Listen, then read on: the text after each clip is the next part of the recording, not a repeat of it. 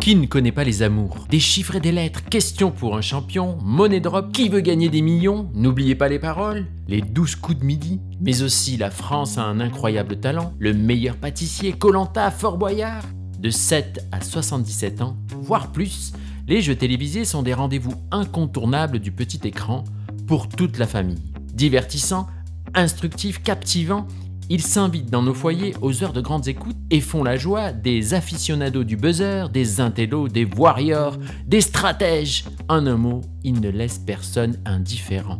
Mais connaissez-vous leurs véritables histoires? Qui sont ces cerveaux enflammés, capables d'imaginer des scénarios rocambolesques qui sauront tenir en haleine des millions de téléspectateurs? Comment écrit-on un scénario de jeu? Comment le produit-on? Qui sont celles et ceux qui vont travailler d'arrache-pied pour que l'imagination d'un scénariste tout seul, dans sa chambre, devienne un succès planétaire? Vous n'avez pas la réponse? Ne vous inquiétez pas. Nous allons vous éclairer. Écoutez cette série de podcasts initiée par la SAGE, la Société des auteurs de jeux, et plongez dans un univers mathématique, poétique et spectaculaire.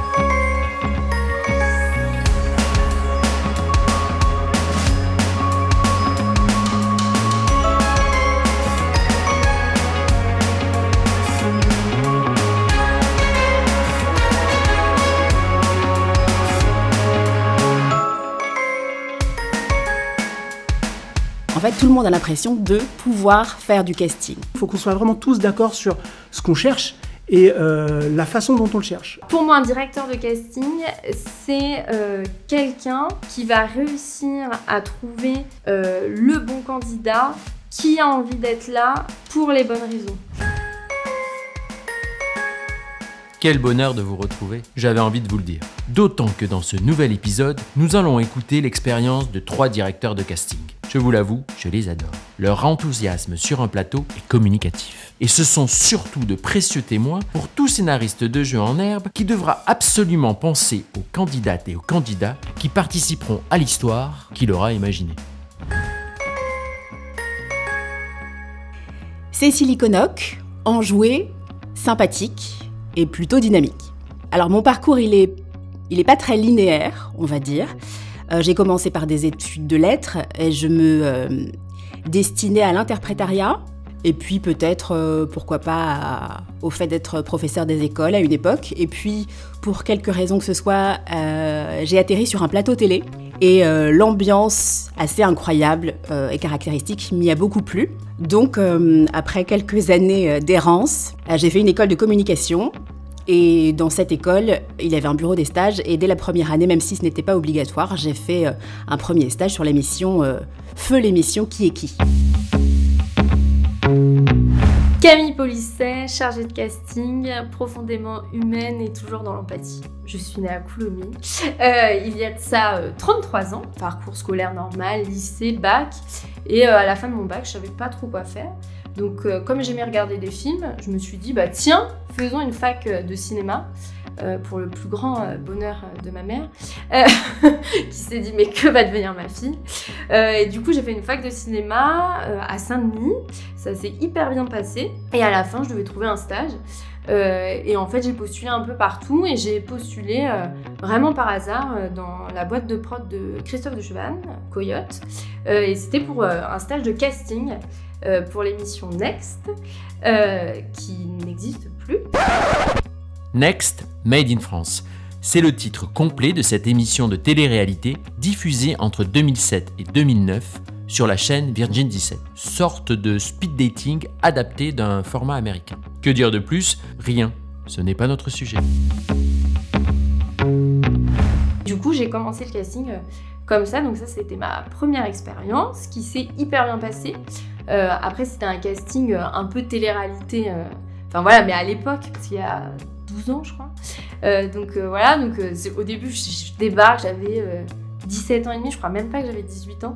Et j'ai débarqué là-dedans à faire des castings. À l'époque, c'était des castings en boîte de nuit ou même se retrouver à faire des castings avec des gens qui étaient très présents pour une petite jeune de 17 ans et demi, 18 ans.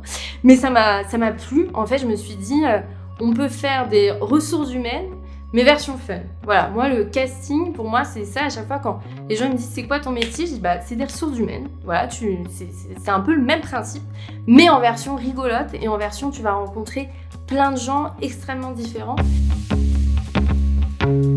Michael Fougeron, je suis un homme de l'ombre dans l'univers de l'audiovisuel. J'ai fait des études en communication graphique, j'ai un bac pro en fait de communication graphique. J'aimais beaucoup dessiner quand j'étais petit et je vais pas vous mentir, j'étais pas le plus fort à l'école. Donc je me suis orienté vers du dessin, de la communication graphique, donc voilà, pour faire à la base de la publicité. Après mes études, donc après mon bac pro, j'ai travaillé en agence de pub. C'était génial, vraiment c'était top, c'est un super métier, c'est super de devoir créer, voilà, j'ai adoré. Et à côté de ça, au bout de quelques années, j'ai commencé un petit peu à m'embêter, j'avais plus la sensation d'apprendre des choses et ça me manquait. Donc j'ai commencé à faire du théâtre au cours du soir. Donc du coup, je travaillais en journée, le soir j'allais au théâtre. Et puis voilà, et le théâtre a pris un peu plus de place dans ma vie. Donc après ma formation de théâtre, j'ai donné des cours de théâtre et j'ai commencé à travailler également en production télé. C'est-à-dire que j'ai quitté mon travail de publicitaire, voilà, de créatif en pub, et j'ai commencé à travailler sur des plateaux télé. Alors directement sur Qui est qui en l'occurrence, je faisais partie de l'équipe qui s'occupait du public et il y avait une méthode de casting qui était complètement différente à l'époque. On ne rencontrait pas les gens en amont, on les rencontrait le jour J, le jour du tournage. Et parmi ceux-là, des expressions, des énergies, on choisissait les candidats qui allaient être les élus, entre guillemets. Et ensuite, ça s'est enchaîné et ça fait... Alors j'ai calculé, et ça m'a fait peur, ça fait une 20aine d'années que ça dure pour moi. Je suis devenu directeur de casting un petit peu par hasard. Comme je vous le disais, je faisais du théâtre, donc je travaillais surtout, je jouais un petit peu le soir, etc. Et un jour, j'ai un ami d'enfance qui m'appelle et qui me dit « Oui, machin, on cherche un assistant de production pour être assistant de quelqu'un sur une émission. » Ce quelqu'un, en fait, c'est un monsieur top qui s'appelle Gilles Vautier. Gilles Vautier, tout le monde le connaît. C'est en fait Bill du Big Deal. Et après le Big Deal, il y a eu une autre émission qui s'appelait Crésus, avec pareil, un personnage virtuel. Et ce monsieur, en fait, faisait le personnage virtuel. C'est-à-dire qu'il avait du coup une combinaison et il avait plein de câbles sur lui, etc. Il avait évidemment du mal à se déplacer, etc. Et donc j'étais son assistant sur les jours de tournage. C'était génial parce que tout bêtement, je découvrais un monde que je ne connaissais pas, la télévision. Et c'était super de voir la fabrication d'un jeu télé. Et l'émission s'est ensuite arrêtée. Et on m'a proposé d'intégrer une équipe de casting parce que je pense que je devais être un petit peu sympa. Donc j'ai fait ensuite des castings pour plein d'émissions. J'ai rencontré des gens top. Je me suis vraiment bien marré. Et donc j'ai travaillé dans pas énormément de production, étonnamment, mais j'étais assez fidèle aux prods avec lesquels j'ai bossé. Et un jour, en fait, j'ai décidé d'arrêter le casting. C'est-à-dire que j'avais des envies d'un retour un peu à la création. Donc j'avais envie d'écrire des programmes, etc.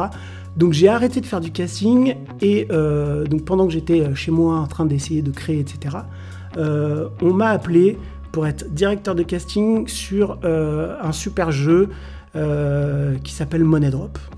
Et donc je suis devenu directeur de casting grâce à Money Drop.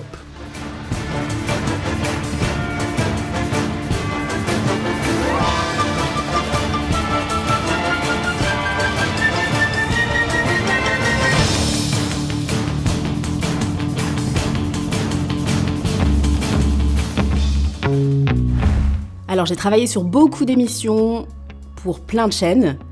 Zone Rouge avec Jean-Pierre Foucault, Un contre 100 avec Benjamin Castaldi. Je crois que j'ai travaillé avec à peu près tous les animateurs de jeux du PAF. Celles qui m'ont marqué, en l'occurrence il y en a deux. Apprendre ou à laisser, qui a vraiment été une expérience de vie au-delà d'être une expérience professionnelle significative.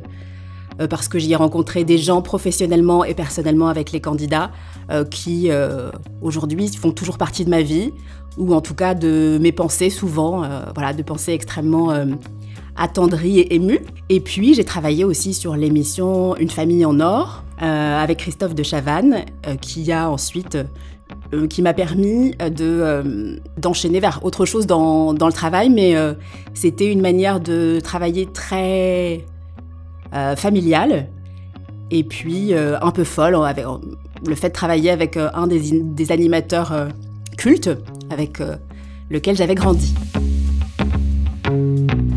J'ai travaillé après par la suite pour Mieux chez soi, où c'était des recherches d'architectes, pour Un pilote, où c'était des recherches de médecins, et puis par la suite aussi, j'ai été directrice de casting pour La meilleure boulangerie, donc c'était des boulangers forcément.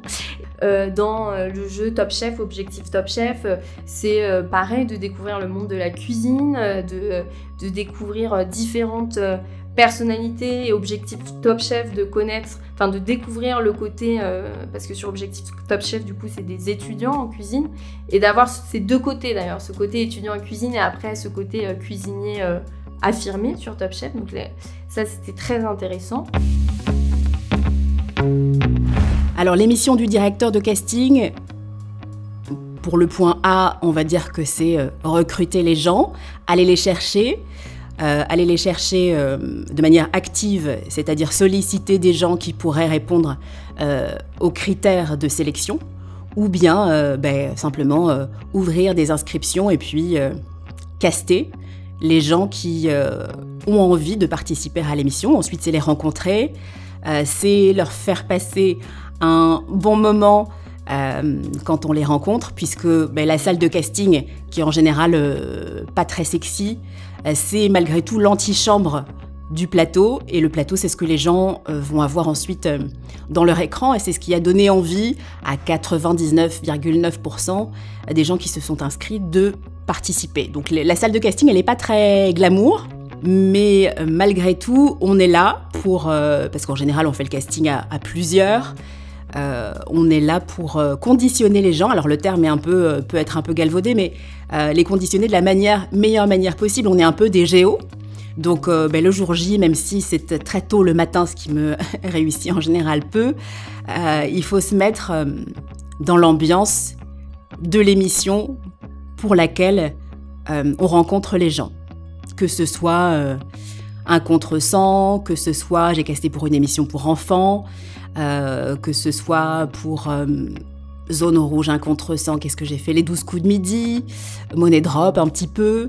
Voilà, il faut simplement donner envie aux gens, les mettre en confiance, parce que c'est pas un exercice facile que de passer un casting. On a l'impression, quand on regarde les émissions de télévision, que les candidats sont tous très à l'aise. C'est pas forcément le cas. Ils ont été mis à l'aise par l'équipe de casting et le directeur de casting. Et puis le directeur de casting, au-delà de la relation avec les candidats, il a aussi une relation avec la production, le producteur, parfois l'animateur, parfois la chaîne, où il faut justifier de ses choix, les expliquer, briefer un animateur sur un candidat, qu'est-ce qu'il a de particulier, sur quoi je vais le chercher, sur des anecdotes en particulier, voilà. En fait, le rôle du directeur de casting, c'est de trouver des candidats pour un jeu. Mais suivant le jeu que tu veux fabriquer, tu vas pas avoir le même processus du casting. C'est-à-dire que ton casting va être différent quel que soit le jeu. Voilà, tu vas avoir des jeux qui vont être basés sur l'humeur du candidat et d'autres jeux qui vont être vraiment basés sur la culture générale. Donc ton casting sera très différent selon le jeu que tu veux produire. C'est-à-dire que ton casting de Money Drop va être très différent du casting de Personne n'y avait pensé. Et d'ailleurs, en tant que directeur de casting, j'ai envie de te dire que le meilleur truc à faire, en fait, c'est le meilleur moment, en tout cas, pour moi, c'est vraiment le lancement du jeu où tu dois vraiment créer ton casting. C'est-à-dire comment faire pour trouver ton candidat idéal. Est-ce que tu organises des castings physiques ou bien visio? Est-ce que tu fais des questionnaires de culture G ou pas? Bref, il faut que déjà le casting soit un jeu pour ton candidat. C'est-à-dire que lui, ton candidat, il vient en casting, il a l'impression qu'il va être jugé, il a l'impression de... il a presque l'impression d'être un entretien d'embauche, alors que c'est pas du tout le cas en fait. On est vraiment sur du jeu. Il faut que toi, en tant que directeur de casting, tu fasses en sorte que l'expérience de ton casting, quelle que soit l'issue de ton casting d'ailleurs, qu'il soit positif ou négatif, d'accord, pour ton candidat, il faut qu'il ait passé un bon moment, c'est hyper important. Pour moi, un directeur de casting, c'est quelqu'un qui va réussir à trouver le bon candidat qui a envie d'être là pour les bonnes raisons. Je m'explique, c'est que maintenant, surtout maintenant, en télévision, on a affaire à beaucoup de gens qui veulent faire de la télé pour faire de la télé. Nous, dans le casting, c'est pas ça qui nous intéresse. Et il faut déceler ça, mais je pense que tout directeur de casting arrive à le déceler assez vite. Et en tous les cas, moi, dans les émissions que j'ai faites, différentes, je voulais avoir des gens vrais. Voilà. Que ce soit dans le jeu, donc pour moi, des gens vrais, c'est oui, l'argent c'est important et évidemment c'est un facteur, mais avoir des gens qui veulent s'amuser, que ce soit ensemble, j'ai fait des jeux comme par exemple Un mot peut en cacher un autre où c'était en binôme et il y avait ce côté, ok, on veut passer un bon moment à deux, en duo, ou tout seul sur les 12 coups de midi. Nous, avant tout, on veut passer un bon moment et après, évidemment, l'argent. Voilà, ça c'est un bon candidat de jeu qui veut s'amuser et qui veut, voilà. Ou alors d'ailleurs un candidat de jeu, ça peut être aussi quelqu'un qui est là avec l'esprit de compète. Ça aussi c'est hyper intéressant, hyper stimulant. Voilà, sur les 12 coups de midi, il y a des maîtres de midi qui avaient une culture de malade et qui étaient en permanence à se challenger et tout, et ça c'est aussi hyper intéressant. Le maître de midi, oui. Dans le jeu de TF1, les 12 coups de midi, le maître de midi est le candidat qui affronte chaque jour 3 nouveaux adversaires pour tenter de gagner jusqu'à 30 000 € et l'étoile mystérieuse. C'est un peu notre champion, celui qu'on a envie de soutenir, ou pas. Tous les goûts sont dans la nature. Et dans les jeux type cuisine ou architecte, c'était des gens vraiment passionnés. Sur les métiers en tous les cas, moi ce qui m'intéressait, c'était vraiment des gens vrais, que ce soit sur Top Chef ou Objectif Top Chef, il y avait ce côté, ok, on y va pour montrer ce qu'on sait faire, pour se surpasser, il y avait toujours ce côté se surpasser, et montrer notre cuisine à des grands chefs, et se dire, ok, des émissions comme ça va nous faire avancer. Pour moi, quand après, je suis encore en contact avec certains candidats de cuisine et qui me disent j'ai grandi avec cette émission. Et en fait, pour moi, ça c'est hyper important, hyper stimulant. Alors si on peut les isoler, il y a des jeux de culture générale parmi mon CV. Et donc on recherche des gens qui savent autant répondre à des questions qu'être distrayant, avenant, sympathique, souriant. Et puis il y a les jeux d'humeur pure, comme Une famille en or par exemple, même s'il y a des questions, c'est pas des questions de culture générale. Et puis Apprendre ou à laisser, c'était un jeu sur lequel c'était un jeu de hasard, mais tout était basé sur les candidats, leur personnalité et la communion, la petite recette qu'on faisait avec les différentes régions, en l'occurrence qui étaient présentes sur le plateau pour gagner des sous.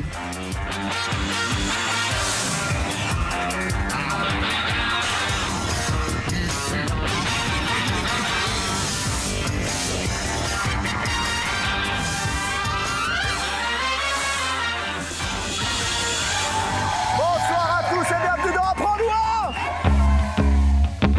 ou Dans un casting de jeux plateau, souvent les gens s'inscrivent, on n'a pas besoin d'aller les chercher, alors que sur des jeux comme ça, des émissions comme ça, même s'il y a des inscriptions et qu'évidemment on les traite, mais c'est quand même pas la même recherche et la dynamique n'est pas la même. C'est-à-dire que sur le casting du jeu, c'est rapide. Faut que nous on soit dynamique. Même quand nous on fait les castings, faut être dans l'humeur en permanence. Faut être dynamique et tout ça. Quand c'est de la recherche de métiers, enfin moi au final c'était plus des métiers, c'est différent, c'est plus lent, on a aussi plus de temps parce qu'il en faut moins des candidats, forcément. Donc on a plus de temps pour rechercher et la recherche et après le casting ne sera pas le même. Sur des émissions type cuisine, ça va être plus des entretiens. Enfin d'ailleurs je dis entretien alors que l'autre je dis casting. Ça va plus être des entretiens de 40 minutes, 45 minutes où vraiment on suit leur parcours et ce qui nous intéresse plus, c'est pas tant l'humeur que pour un jeu plateau, mais c'est plus le côté passionné. Enfin en tous les cas moi à titre personnel, moi ce qui m'intéressait quand je faisais ça, c'est que direct je sois happée par ces gens-là et que, comme je disais, j'ai envie de travailler avec eux ou que limite je me dis mais en fait il faut que je passe mon CAP boulanger parce qu'en fait ils font un métier de fou et qu'ils me transmettent leur passion.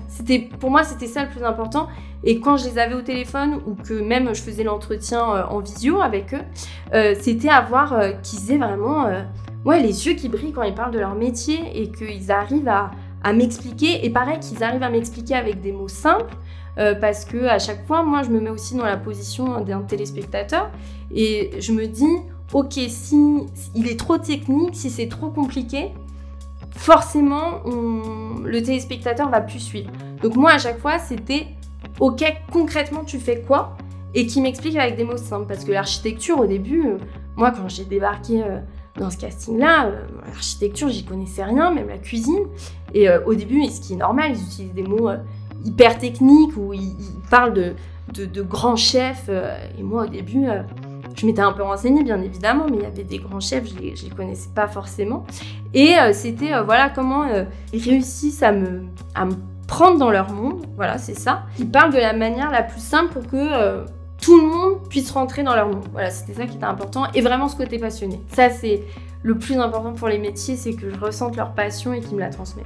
Et ce qui est complètement différent au final d'un jeu plateau où au final, un jeu plateau, c'est de l'humeur, que la personne elle soit dynamique et qu'elle réponde évidemment bien aux questions de culture générale. On n'est pas du tout sur la même chose et la même recherche et c'est pour ça que moi j'aime faire vraiment les deux. En fait, tout le monde a l'impression, je vais le dire tout de suite, tout le monde a l'impression de pouvoir faire du casting. Ça ne demande pas de compétences particulières, je dirais. Il faut en tout cas une vraie dose de bienveillance. Alors le terme est très galvaudé, je l'aime pas du tout ce terme parce qu'il est très très utilisé et qui perd un peu de son essence. Mais il faut être bienveillant, sympathique à peu près tout le temps.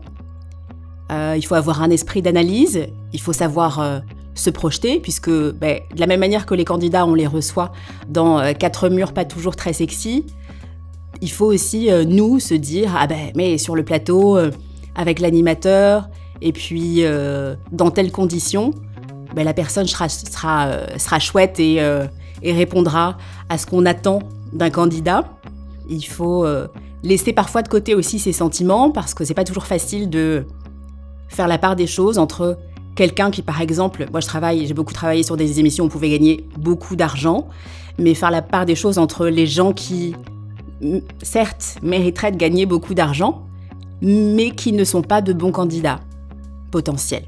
Donc ça, c'est parfois assez difficile et ça peut sembler cruel, mais c'est pas un travail facile de trouver la balance entre ces deux états de fait. Les compétences d'un bon directeur de casting, je pense qu'avant tout, c'est l'humanité, l'empathie, savoir se mettre à la place du candidat. C'est pas du tout un exercice facile pour les candidats. À chaque fois, moi, c'est ce que je dis. Je leur dis à chaque fois, mais ce que vous faites, j'en serais incapable. Enfin, vraiment, à chaque fois que je rencontre, quel que soit d'ailleurs le candidat, je suis dans une empathie avec lui et je me dis ce qu'il fait, bravo. Que ce soit se présenter en jeu plateau, en général les castings, enfin le Covid a un peu changé ça, mais avant c'était dans une salle, il devait se présenter devant 50 personnes. Et vraiment j'avais ce côté en me disant, waouh, faut le faire quoi, enfin, c'est pas donné à tout le monde. Et dans le côté jeu plus cuisine, entre guillemets, c'est vraiment cette chose-là de, ils s'ouvrent quand même à quelqu'un qu'ils ne connaissent pas, où ils vont raconter leur parcours, où ils vont... et puis c'est quelque chose... des castings comme Top Chef, Objectif Top Chef, c'est quand même... il y a un enjeu derrière pour eux qui est hyper important. Donc, pour certains, c'est gros ce qu'ils jouent. Et on le ressent. Et ça, d'ailleurs, c'est hyper agréable. Mais à côté de ça, en face, il faut une empathie et il faut une entraide, enfin, selon moi, où je suis avec le candidat. J'aime souvent leur dire ça, leur dire « Ok, on est une équipe. À partir de maintenant, on est une équipe. Et moi, ce que je veux, c'est te faire avancer. Si ton but, c'est de faire X émissions, peu importe l'émission, ben moi, je vais t'aider à ça. » Donc, il y a vraiment ce côté, moi, je suis vraiment dans l'empathie et que mettre la personne à l'aise. Alors, raconte-nous, qui c'est que tu essayes de séduire là, en faisant ce joli plat, là? Ah, je vais pas vous mentir, chef. Hein. C'est vous. Bah, si son trompe-l'œil est à la hauteur de sa promesse, moi, je vais pas dire non à un beau garçon comme ça, hein. Bon, bah écoute, un candidat qui sait ce qu'il veut, qui a choisi déjà son camp, qui n'a pas forcément envie de gagner, donc c'est bien. Ou alors qui a envie de faire gagner Chef Darros qui n'a pas encore gagné. Alors là, les garçons, déjà... il n'est pas encore dans ta brigade. Hein. Justement, je voudrais savoir qu'est-ce qui le motive à faire Top Chef. Bah, c'était de vous voir, hein, clairement, chef. Non, c'était... Non. Il va vraiment venir chez moi. On va se casser. Pour moi, le casting, il y a une grosse part psychologique. C'est hyper important de cerner la personne, savoir vers quoi elle tend, pour pouvoir aussi nous l'amener vers autre chose et pouvoir la définir en quelques mots après à la chaîne ou autre ou à la production, mais dire lui il est comme ça. Et par exemple pour la cuisine, c'était hyper important qu'on définisse son style de cuisine. C'était hyper important que le candidat il ait son style, et son style est comme ça. Et très vite, il faut comprendre ça. Il faut avoir aussi une grande faculté d'adaptation, s'adapter à tout milieu. L'architecture, c'est complètement différent de la cuisine. On rencontre tellement de personnes différentes avec des métiers. Il y a des métiers, je ne savais même pas que ça existait. Mais très vite, il faut savoir rebondir, qu'il ait l'impression en fait de parler en termes de cuisine et tout ça, à un collègue, quoi. Comme si on s'y connaissait hyper bien, alors que au début, pas forcément. Mais après, on connaît bien. Hein. J'ai vraiment l'impression qu'il faut aimer les rencontres, ça c'est hyper important. Faut être à l'écoute, c'est essentiel. C'est vraiment la curiosité, il faut être curieux. Et il faut se dire que ça reste du jeu télé, d'accord, qu'on joue pas notre vie, d'accord. Et c'est important que les candidats, en fait, prennent bien conscience que ça reste un jeu, c'est pas un entretien d'embauche, c'est hyper important. Donc il faut dédramatiser le côté casting, parce que ça changera la vie de personne en vérité, peu de choses près. Alors pour moi, sur tous les jeux, que ce soit les jeux pour enfants, les jeux pour adultes, les jeux de culture générale ou moins, il y a un point commun pour tous les candidats, c'est évidemment la bonne humeur. Donc ça, on est sur quelque chose d'assez classique. Et ensuite, à chaque concept, évidemment, le profil du candidat s'affine. Parfois, les candidats peuvent participer à 10 émissions parce qu'ils ont le profil de ces 10 émissions. Et puis, mais c'est pas toujours si simple. Il y a des gens qui se disent « Ah ben j'ai déjà participé à ce jeu, pourquoi pas en faire un autre ?» Et ils seront refusés à un autre casting parce qu'ils ne rentrent pas dans le profil idéal du candidat pour le jeu en question. Il n'y a pas vraiment d'astuce de directeur de casting. Après, en fait, ton casting, la fabrication de ton casting est dépendant aussi de l'émission pour laquelle tu travailles. C'est-à-dire que tu as des émissions qui vont vraiment te demander de rencontrer les candidats physiquement, c'est-à-dire de les accueillir. C'est-à-dire il va falloir faire en sorte que soit les membres de l'équipe se déplacent en province, etc., ou bien que les candidats, eux, se déplacent à Paris ou région parisienne pour passer leur casting. C'est notamment le cas sur les jeux d'humeur. J'ai l'impression qu'il est plus important sur des jeux d'humeur de voir physiquement les gens, etc., plutôt que de faire ça en visio. Parce que évidemment, aujourd'hui, entre le Covid, etc., il y a eu quand même beaucoup d'émissions qui se sont faites à partir de la maison, en vérité. Donc le casting se fait aussi de chez soi, en fait, avec une réunion Zoom, etc. Et donc après, ça dépend vraiment de ta recherche. Par exemple, pour la meilleure boulangerie, ce qui était important pour nous quand on démarchait les boulangers, c'était surtout qu'un boulanger, il aime bien être derrière, pas forcément avoir la lumière sur lui. Ça va un peu avec le métier, donc c'était ça aussi la difficulté, c'est que en termes de perso, entre guillemets, un boulanger, on va pas lui demander la même chose qu'un candidat de jeu. Ça n'a rien à voir. Et nous, quand on appelait les boulangeries, ou quand on nous recommandait des boulangeries et qu'après on les appelait, nous, ce qui était hyper important, c'était son côté passionné et comment il faisait son pain. Sa technique vraiment propre de boulangerie, parce qu'on n'aurait pas pris un mauvais boulanger ou quelqu'un qui fait que du surgelé. Ça nous intéresse pas. Donc nous, on part vraiment de ce principe-là. Après, la personnalité du boulanger ou du cuisinier, évidemment, on en parle par la suite. Mais pareil en cuisine, ce qui était important, c'était le niveau de cuisine. C'est toujours ça, ce principe-là. Et après, il y a l'histoire. Mais moi, je pars toujours du principe de la mécanique, et c'est pareil sur les jeux plateau, ça va être, si c'est des jeux de culture générale, sur Question pour un champion, on part du principe que c'est la culture d'abord, donc la mécanique forcément, et après c'est la personnalité du candidat. Quand tu es directeur de casting, ce qui est important, c'est comment mettre en place ton casting. Ça, c'est très important. Alors évidemment, on parle du directeur de casting, mais bien souvent, le directeur de casting n'est pas seul, il a une équipe. L'avantage, c'est qu'en général, il choisit les gens avec qui il a envie de travailler. Et du coup, le casting se fait à plusieurs, en fait. C'est pas juste nous qui prenons des décisions. C'est hyper important de comprendre que c'est un travail d'équipe. Et toi, du coup, il faut que tu donnes les bons outils aux membres de ton équipe pour qu'ils puissent travailler dans les meilleures conditions qui soient.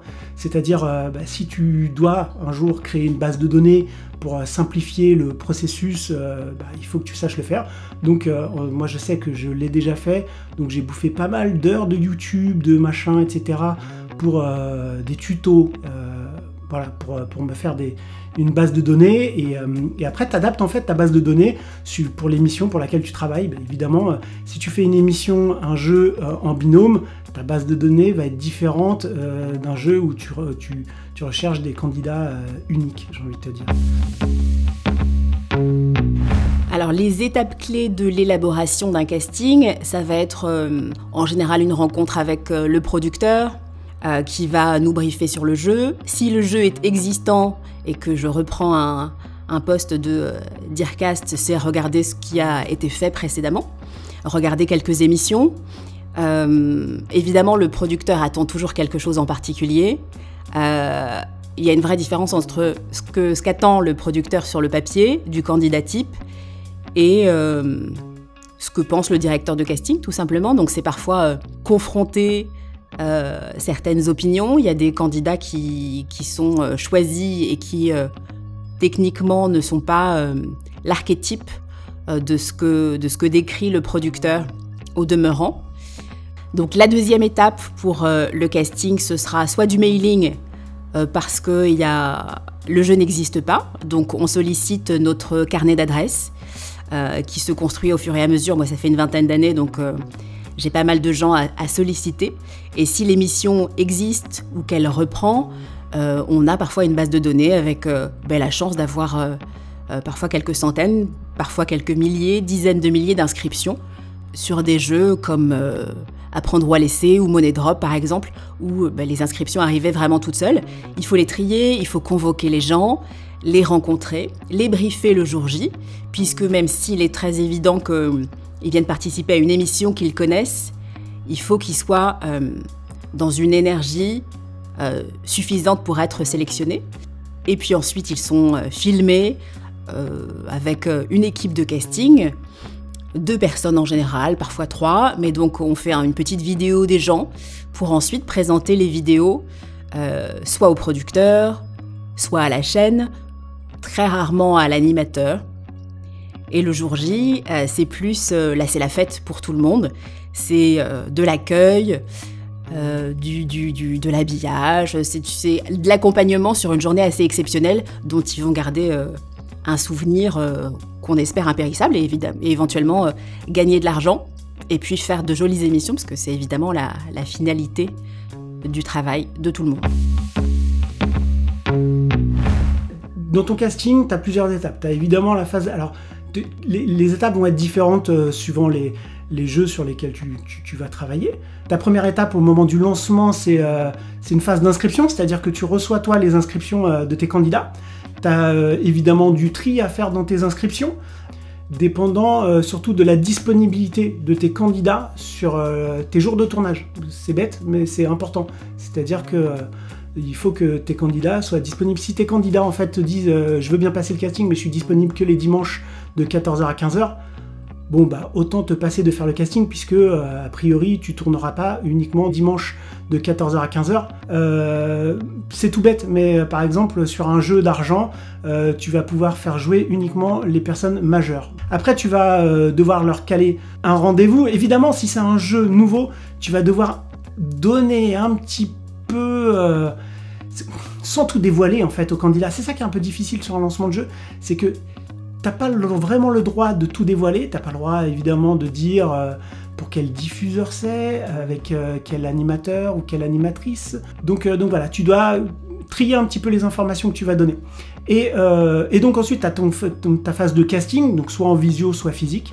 Une fois que t'as fait ton casting, ou que les membres de ton équipe aussi, hein, encore une fois, on est plusieurs à le faire, toi tu réceptionnes en fait les vidéos, en général t'as tout ça sur support filmé, et toi ton travail après c'est de visionner ces vidéos là et après de faire une programmation pour la diffusion, c'est-à-dire que tu vas devoir choisir les candidats et leur attribuer une place dans ta programmation. Et évidemment ça, il n'y a pas vraiment de hasard, c'est-à-dire que tu vas essayer de faire en sorte que soit ça matche entre les candidats. Si tu as des contraintes de diffusion, par exemple une émission qui est obligatoirement diffusée dans l'ordre, ok, tu vas devoir adapter ton casting par rapport à ça. Donc peut-être que sur ton premier jour de tournage, tu vas mettre des candidats très différents pour avoir ensuite en diffusion pas les mêmes candidats sur le lundi, le mardi, le mercredi, le jeudi, le vendredi. Typiquement les amours, d'accord, c'est tu sais dès le tournage quelle va être la date de diffusion, d'accord, donc tu adaptes même tes questions par rapport au calendrier, ok. Par contre quand tu es sur un jeu comme Money Drop par exemple, tu diffuses pas dans l'ordre, tu peux diffuser n'importe quand puisque tu fais aucune relation au temps. Donc là, cette fois-ci, il faut que toi tu te renseignes sur ta date de diffusion et que tu préviennes tes candidats, toi tu seras diffusé tel jour. On va s'occuper de gérer les inscriptions spontanées, parce qu'il y en a aussi, bien évidemment. Donc, on va s'occuper de gérer ça. Et puis après, nous, à côté, avec l'équipe, on va s'occuper d'aller rechercher les candidats.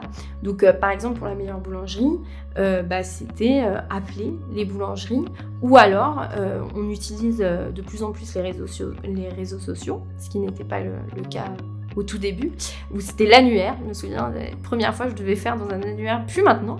Et du coup, on met des posts, que ce soit sur Facebook, même si maintenant Facebook c'est un peu has-been, ou alors sur Instagram ou sur des choses comme ça. Et par exemple, sur la meilleure boulangerie, sur Facebook, tout simplement, moi j'ai un compte Facebook pro, et du coup, on disait, aux gens, on disait, parlez-nous de vos boulangeries que vous aimez. Et du coup, comme ça, il y avait des boulangeries qui revenaient et après, on les appelait. Et à côté de ça, on appelait aussi, alors là, on a fait vraiment vieille époque, Google, boulangerie parce que c'était par région, donc boulangerie de PACA. On appelait les boulangers, on leur demande s'ils veulent faire l'émission ou pas. Si y en a qu'on sent bien, on essaie de les convaincre. S'ils ne veulent pas, souvent ce qui pêche un peu, c'est passer à la télé, ça les intéresse pas, donc c'est à nous aussi de les convaincre. Et puis après, on s'occupe du coup de faire une interview d'eux, on leur demande des photos pour voir à quoi ressemblent leurs produits. Quand c'est dans la cuisine, des photos de plats pour voir à quoi ça ressemble. Une interview d'eux par la suite. Et puis, pour la cuisine, après, en fait, ils sont jugés, parce qu'on a nos limites, même si après, on est des experts de la cuisine et de la boulangerie, mais on a quand même nos limites. Donc, après, ils sont, pour la cuisine, en tous les cas, ils sont jugés, en vrai, par un meilleur ouvrier de France, et par un critique culinaire, qui permet, par la suite, de faire un choix aussi au niveau cuisine. Voilà. Mais voilà, les étapes, en gros, c'est interview, par téléphone, ça dépend, par téléphone ou filmé, en visio. Et puis après, ils ont un vrai test en live. Alors, le travail en amont, avant de lancer ton casting, déjà, il faut que ce soit bien clair entre toi et la production. C'est-à-dire que quand on te propose un jeu ou quand tu te proposes pour faire un jeu, direction de casting, il faut qu'on soit vraiment tous d'accord sur ce qu'on cherche et la façon dont on le cherche. C'est hyper important. Et du coup, il est important que tout le monde soit d'accord sur le processus et sur ce que tu as envie de voir à l'antenne. Donc, je sais que moi, quand je lance un jeu, etc., je parle beaucoup des gens que j'ai envie de voir. En fait, moi, la question que je me pose, c'est qui, moi, j'ai envie de voir à l'antenne. Voilà, je me mets à la place des téléspectateurs et je me dis, typiquement, sur Money Drop, j'ai envie de voir des gens normaux, en fait. Voilà, j'ai envie de voir des gens, voilà. C'est comme si tu prenais des gens qui sont à la caisse au supermarché, hop, tu les prends avec une sorte de grappin et hop, tu les poses sur le plateau de Money Drop et qu'est-ce qui se passe? C'est-à-dire des vrais gens de la vie réelle. Je trouve ça génial, en fait. Donc, la première question que je me pose, c'est qui, moi, j'ai envie de voir. C'est très important. Et donc, il faut que la production ait la même envie que moi, du coup. Je ne sais pas combien de personnes j'ai rencontrées en 20, ça me fait mal de le dire à chaque fois, en presque 20 ans de carrière. Mais sur Famille en Or, des gens qui venaient, déjà en famille évidemment, qui venaient de loin et qui avaient complètement customisé leur voiture avec du gaffeur en couleur, qui prévoit des chansons. Alors on m'a chanté la sérénade à plusieurs reprises, ça c'est parfois un peu gênant. Mais j'ai vu des gens très jeunes, parce que j'ai casté pour les enfants, mais aussi des gens très âgés. Je pensais ce matin à Marcel. Je ne sais pas, je ne l'ai pas revue depuis longtemps sur les castings, mais je pense que je l'ai vue la première fois, elle avait 70 ans, et peut-être la dernière où elle avait 85, et elle était très forte. Elle avait tout compris, à tout. Elle a plutôt de bonne humeur systématiquement, en tout cas elle avait compris ce qu'on cherchait. Donc oui, on m'a fait des déclarations. Ah si, bien sûr, on m'a fait des déclarations.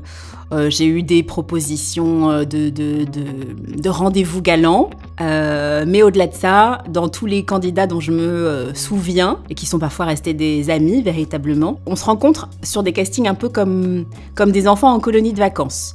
Ce qui est très chouette dans cette expérience, c'est que c'est une parenthèse dans la vie d'adulte. Quand on est plus petit, c'est assez simple de se rencontrer. On va vers quelqu'un d'autre au bac à sable et on dit tu veux être mon ami. Et quand on est adulte, on a beaucoup de mal à aller vers l'autre.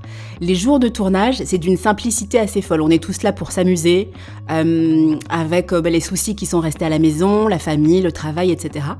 Et le plateau, les salles autour du plateau, le maquillage, la coiffure, on est vraiment tous là dans un état d'esprit assez simple. Tout le monde est sympathique, tout le monde est souriant. Et je trouve que c'est vraiment une chance que de participer à un jeu, et c'est aussi une chance de travailler sur des jeux, parce que c'est offrir... attention, voilà les violons. C'est offrir du bonheur et de l'insouciance. Même si la finalité, parfois, c'est de gagner des choses, gagner de l'argent, gagner des cadeaux. Ce qu'on gagne principalement, c'est une jolie expérience et des souvenirs très chouettes. Je crois que c'est pour ça que les gens ont envie de refaire des jeux quand ils en ont fait au moins un, parce que pour retrouver cet état d'esprit simple et sympathique. Moi, je dirais, en tous les cas, les moments qui m'ont touchée, qui m'ont marquée dans ma très jeune carrière, c'est en fait les candidats où on crée un lien et en si peu de temps. En fait, c'est ça.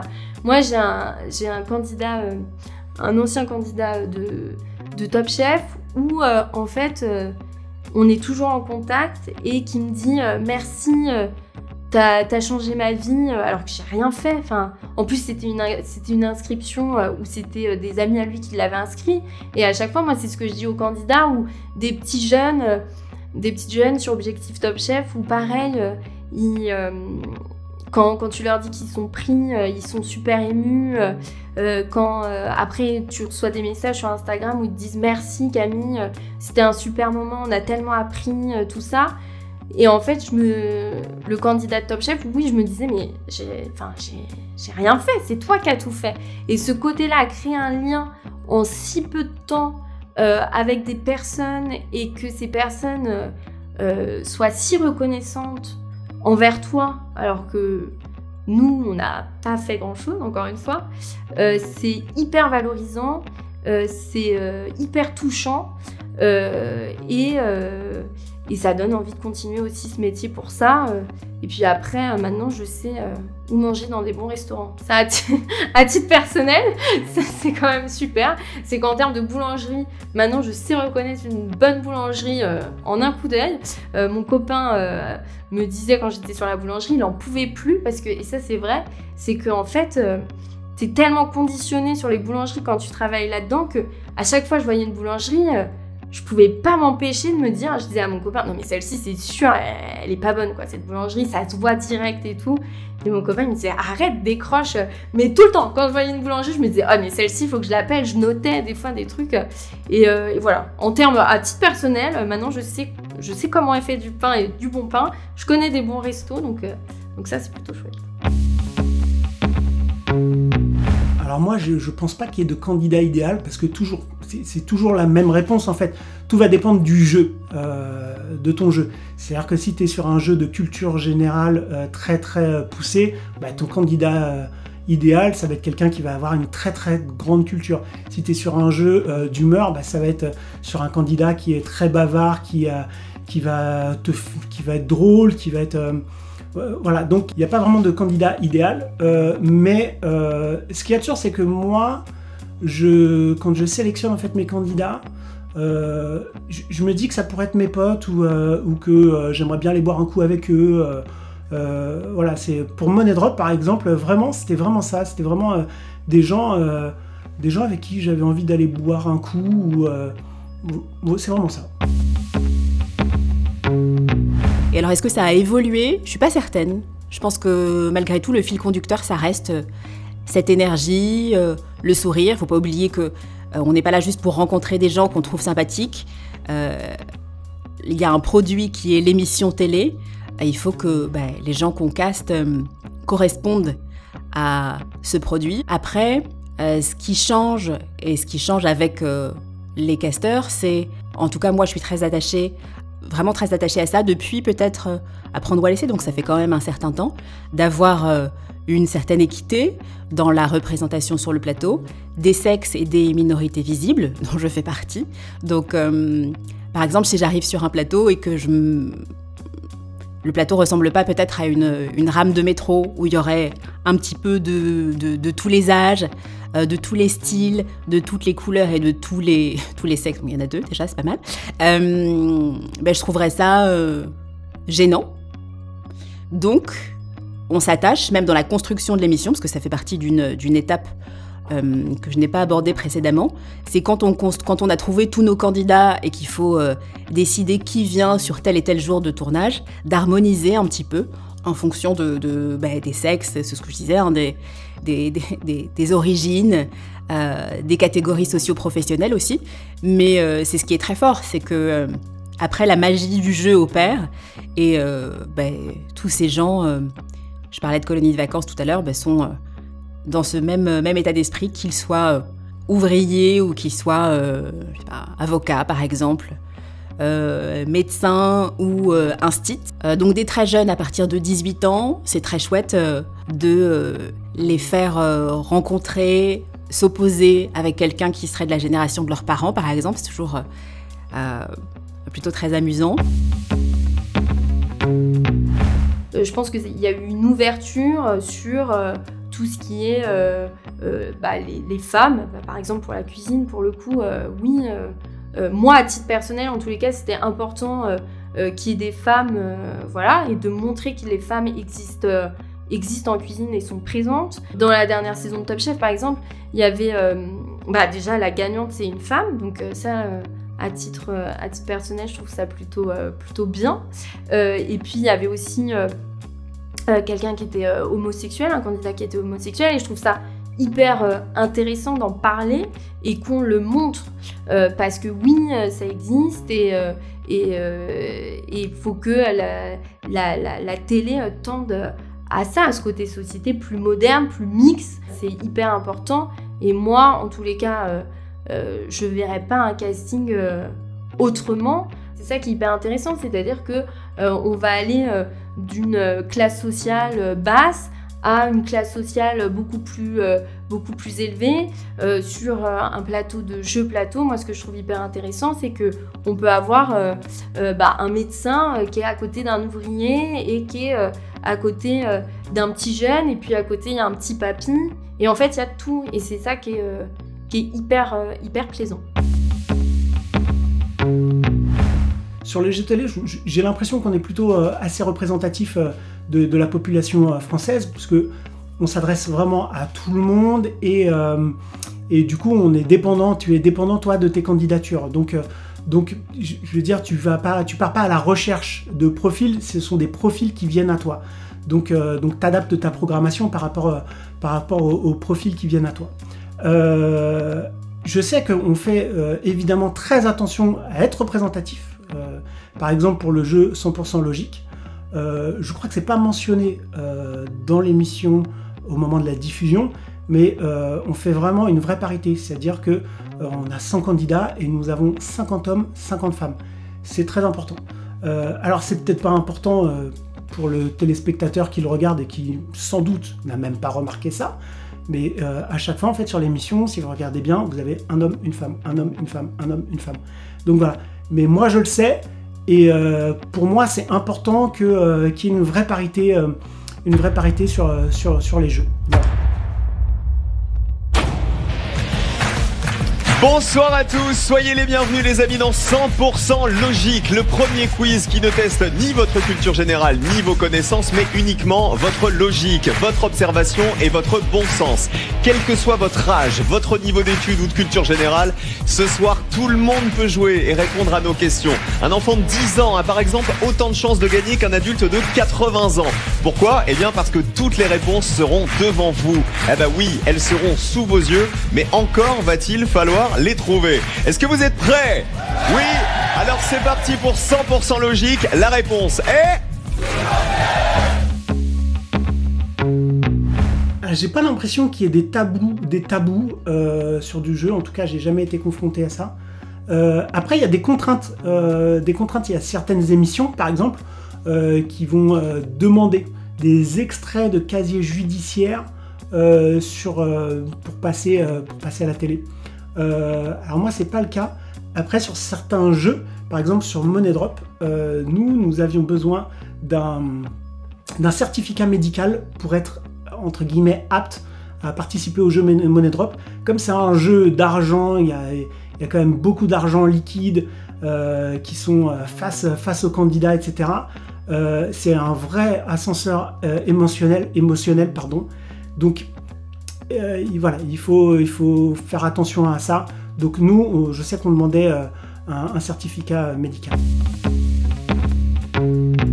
Si je devais quantifier, c'est 90% des gens qu'on rencontre en casting qui ne sont pas sélectionnés. Alors ça, ils le savent dès le départ. Dans le petit brief qu'on fait au départ, on dit qu'on va sélectionner un certain nombre de personnes. Comment on réagit auprès de quelqu'un qui ne correspond pas aux critères ?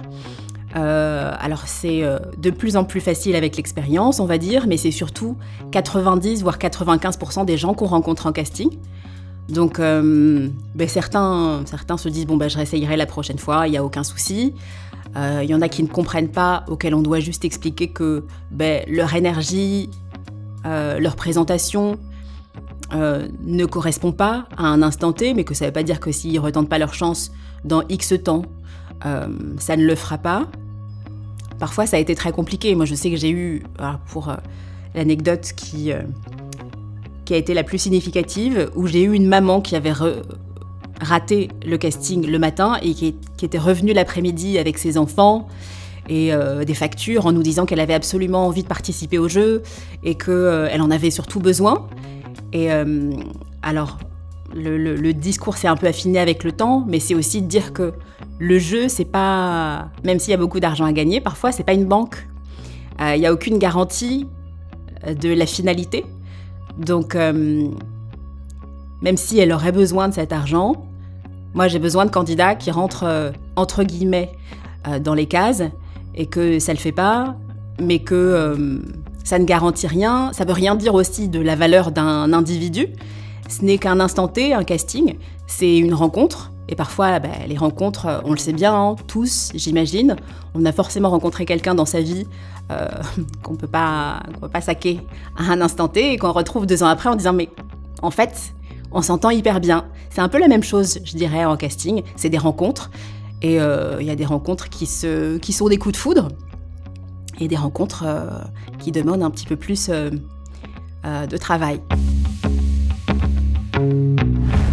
Alors, j'ai pas l'impression qu'il y ait une vraie quête du champion pour le directeur de casting, puisque ton champion, il va suivre exactement le même process de candidature que n'importe quel candidat.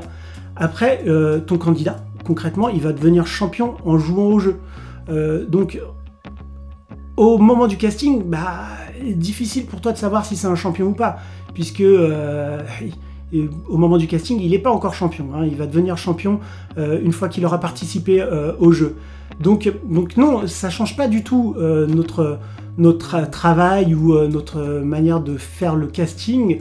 Après, par contre, ça change sur les tournages, puisque ton champion devient un personnage récurrent. Il a donc un rôle particulier sur les missions, évidemment. Donc il a en général quelqu'un qui s'occupe de lui, qui le brief, etc. Et donc après, c'est plus un travail de coaching pour en faire un interlocuteur de l'émission. Alors les castings de jeux avec des champions, ça va pas changer la manière d'envisager le casting. On y va toujours avec l'idée de trouver des candidats. Le fait que ce soit feuilletonnant et qu'on retrouve la même personne plus ou moins longtemps sur un même plateau, par exemple dans Tout le monde veut prendre sa place ou les 12 coups de midi, on se dit pas je vais trouver mon champion aujourd'hui ou il faut que je trouve un champion aujourd'hui parmi ces 100 personnes, on se dit pas ça. En revanche, la manière dont on va aider le champion à être tous les jours divertissant, avoir des choses à raconter, ça passe aussi par une partie du métier qui est qu'on va appeler le fait d'être nounou. Alors il y a des nounous qui font pas forcément de casting mais qui restent avec le champion en permanence. Mais sinon, même feuilletonnant ou pas d'ailleurs, champion ou pas, il faut aider les candidats à avoir l'anecdote rigolote, elle sort pas comme ça. C'est aussi discuter avec eux en amont, leur dire mais bien sûr que tu peux raconter ça, aller chercher dans une vie dont ils ont l'impression parfois qu'elle est la plus simple du monde, l'originalité. Une instite, elle va raconter comment, elle a eu une déclaration d'un de ses petits de 4 ans avec un petit bouquet, par exemple. Un conducteur de métro qui va raconter comment il est conducteur de métro original, comment il est devenu peut-être. Les gens se disent forcément qu'ils n'ont rien à raconter, globalement, et c'est parfois avec la conversation, la discussion et la valorisation aussi de ce qu'ils sont et de ce qu'ils ont à raconter, qu'on va chercher la petite anecdote rigolote. Et puis, de toute façon, avec le temps sur le plateau, il y a aussi un jeu avec l'animateur qui s'installe, des affinités qui s'installent, ou tout simplement l'animateur va aussi faire son travail d'animateur et aller chercher le candidat et l'anecdote et le petit côté et la complicité. Mais c'est fondamental, oui, la partie nounou, où on il est pas beau ce terme, j'aimerais bien trouver un autre où on conditionne. C'est plutôt... alors j'ai comparé ça à un géo. Voilà, quand on arrive au Club Med, on est conditionné Club Med. Ils nous accueillent avec les couronnes de fleurs, le petit cocktail de bienvenue. C'est un peu la même chose sur un plateau télé. Donc il y a la partie géo, mais aussi il y a la partie coaching. On est aussi un peu coach de vie, où on va dire les premiers trucs que tu vas raconter. Voilà, c'est ce que me disent en général les gens quand ils ont peur sur le plateau, quand ils ont un peu le trac avant d'arriver sur le plateau. Ils me disent mais qu'est-ce que je vais raconter? Déjà, tu vas dire comment tu t'appelles, ce que tu fais dans la vie, d'où tu viens, et puis ça va te détendre. Déjà, une fois que tu auras dit ça, en général d'ailleurs dans une rencontre, une fois qu'on a dit ça, ça va un petit peu mieux. Et puis, c'est leur expliquer que l'animateur, il est là aussi pour les mettre à l'aise. C'est pas seulement quelqu'un que vous voyez dans votre écran, là vous allez le rencontrer, ou la rencontrer. Et donc, c'est aussi un échange. Donc le coaching, ça passe par ça, c'est les aider à choisir les vêtements dans lesquels ils vont se sentir le mieux, le plus beau, et puis c'est leur dire, attends, le casting, tu l'as réussi, c'est que tu as déjà fait 90% du travail, et maintenant tu n'as plus qu'à t'amuser et à certes répondre à des questions, mais ne pense pas à l'enjeu, pense à l'instant, et puis si tu gagnes de l'argent, c'est bien, c'est de la cerise sur le gâteau. Voilà, c'est la partie coaching où il faut se dire, profite de l'instant, sois toi-même, et puis advienne que pourra, et bonne chance. Le casting est évidemment hyper important. C'est primordial. Alors ça ne fait pas tout évidemment et c'est un truc d'équipe. Hein. Si un jeu fonctionne bien ou pas, c'est pas juste pour l'animateur, c'est pas juste pour le casting, c'est pas juste pour les questions, parce que les questions en jeu plateau c'est hyper important aussi. Donc c'est un tout, mais évidemment le casting est hyper important.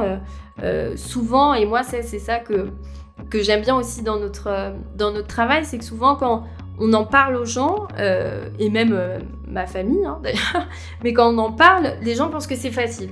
Voilà, c'est bah non mais tu prends Pierre, Paul et Jacques et c'est bon quoi. Et en fait souvent quand on explique comment ça se passe, les gens ils disent ah mais c'est tout ça, c'est tant de travail, mais moi je pensais que en fait les gens ils s'inscrivaient, vous les preniez tout de suite. Et je dis bah non évidemment que c'est du travail évidemment, mais en même temps c'est ça qui est hyper plaisant et je pense que c'est quand le travail est bien fait, c'est ça, c'est que les gens ne le voient pas en fait, que c'est un travail en fait le casting. Et souvent, on dit ouais l'Ariane, et tout ça, et le casting c'est un peu le casting en gros c'est si c'est pas bon, on va s'en prendre plein la tête, et si c'est bon, c'est normal en fait, parce que le casting c'est facile. Enfin, tout le monde veut faire. Il y a aussi ce truc-là où non mais tout le monde veut faire une émission. Non, tout le monde ne veut pas faire un jeu, tout le monde ne veut pas passer à la télé. Il faut les convaincre, il faut tout ça. Donc oui, le casting fait partie de la réussite d'un jeu. Pour moi, c'est fondamental. Le casting est au centre de la réussite d'un jeu télé. Le casting pourtant est parfois traité comme le parent pauvre dans une prod, mais si les questions sont très bien écrites et qu'il n'y a pas de candidat pour y répondre, le jeu ne marche pas. Si les cadreurs sont formidables, que le directeur photo a une lumière extraordinaire, mais qu'on n'a personne pour à éclairer ou à filmer, le jeu ne fonctionne pas. Pour moi, c'est fondamental. Voilà, les questions peuvent être extraordinaires, mais s'il n'y a pas le candidat qui apporte certes sa réponse juste ou pas, mais qui apporte aussi un peu de son expérience, une anecdote rigolote, une erreur rigolote, ça fonctionne pas. Donc on a besoin des candidats, c'est fondamental. On a besoin de temps pour les trouver. Ils sont toujours extra. On nous dit vous avez trouvé des gens incroyables, mais le travail est plus compliqué qu'il n'y paraît. C'est pas juste ouvrir les portes ou ouvrir 3 mails qui font qu'on trouve des candidats chouettes que les gens ont envie de suivre à l'écran, des gens auxquels ils peuvent s'attacher, des gens auxquels ils peuvent aussi s'identifier. Évidemment, j'aimerais aussi beaucoup travailler sur une création française. Ça, ce serait vraiment chouette. J'adore le côté créatif, de trouver la meilleure façon de lancer son casting pour que ce soit chouette à la fois pour l'équipe casting, mais aussi pour les candidats. Voilà, que tout le monde passe un vrai bon moment. Donc toujours continuer à faire du casting, de faire des rencontres, c'est une vraie aventure humaine.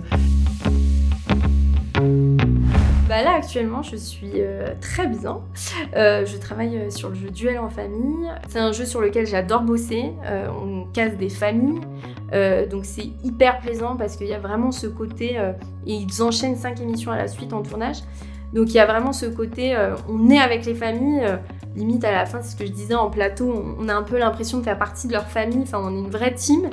L'équipe est adorable en plus à côté de ça. C'est un jeu hyper plaisant à faire et du coup j'espère qu'il va continuer pendant de longues années. Souvent je me dis à un moment ça va s'arrêter parce que dans le casting c'est rare en vrai des casteurs de 50 ans, 55 ans, donc on se dit toujours qu'est-ce qu'on va faire après. Mais le problème c'est que je ne sais faire que ça, j'ai l'impression, et en tous les cas j'aime tellement ce que je fais que je sais que si ça doit s'arrêter, je pense que ça finira par s'arrêter un jour et que je ferai autre chose. Pour s'épanouir autant que je m'épanouis maintenant, ça sera plus compliqué. Le casting, c'est fondamental. Je l'ai un peu dit pendant notre conversation, mais c'est fondamental. Voilà, le candidat est au centre du plateau, du concept. Et donc notre métier, il est très important, au-delà d'être en plus très agréable, ça c'est la cerise, il est vraiment très important. C'est composé avec les gens, autant les candidats que les gens de la production, que les gens des chaînes ou les animateurs. Et en ça, c'est aussi très gratifiant. Voilà, quand je rentre à la maison ou quand je parle de mon métier, je suis très contente de l'exercer. Ça m'a fait égoïstement avancer, me découvrir en même temps que je découvrais les gens. Et voilà, parfois les gens n'aiment pas leur métier. Moi, je suis ravie d'exercer celui-là. Merci Camille, Cécilie, Michael. Vos témoignages ont été instructifs et passionnants. Que vous soyez téléspectateur, féru de jeux TV ou candidat enthousiasmé par les défis, le travail des directrices et des directeurs de casting a fatalement une influence sur vous, sur ce que vous découvrez sur votre écran, sur ce que vous avez la chance de vivre sur un plateau. Leur rôle est fondamental, leur travail essentiel. Les scénaristes de jeux TV aguerris le savent, et grâce à la Sage, celles et ceux qui rêvent d'écrire le futur succès du PAF n'ont plus de doute. Vive les directrices et les directeurs de casting.